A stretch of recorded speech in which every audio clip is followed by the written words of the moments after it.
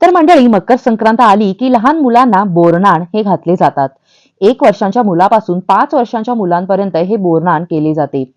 बोरनाण करताना लहान मुलांना हलव्याचे दागिने घालून त्यांना नटवतात.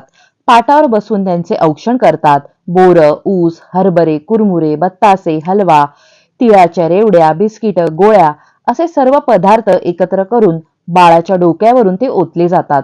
घरातील आणि जवळपासची लहान मुले यावेळी उपस्थित असतात आणि हा खाऊ गोळा करून खातात. यालाच बोरनाण असे म्हणतात. पण तुम्हाला बोरनाण का करायचे ह्या संदर्भातील आख्यायिका माहीत आहे का? तर करी राक्षसाची वाईट दृष्टी आणि वाईट विचार आपल्या मुलांवरती पडू नयेत यासाठी सर्वात आधी हे कृष्णावरती केले गेले आणि त्यानंतर ही प्रथा पडली आणि तेव्हापासून बोरनाण हे केले जाते. लहान मुलं कृष्णाचे स्वरूपच आहेत आणि त्यांच्यावरती करी राक्षसाचे वाईट विचार आणि दृष्टी पडू नये असे मानून लहान मुलांवरती बोरनाण हे केले जाते.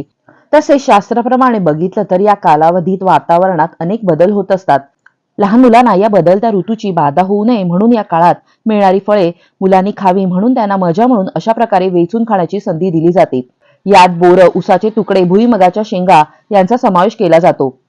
खेळाच्या माध्यमातून या वस्तू मुलं वेचून खातात आणि त्यामुळे पुढील वातावरणासाठी त्यांचे शरीर हे सुदृढ आणि सशक्त बनते असे शास्त्रीय कारण यामागे असावे.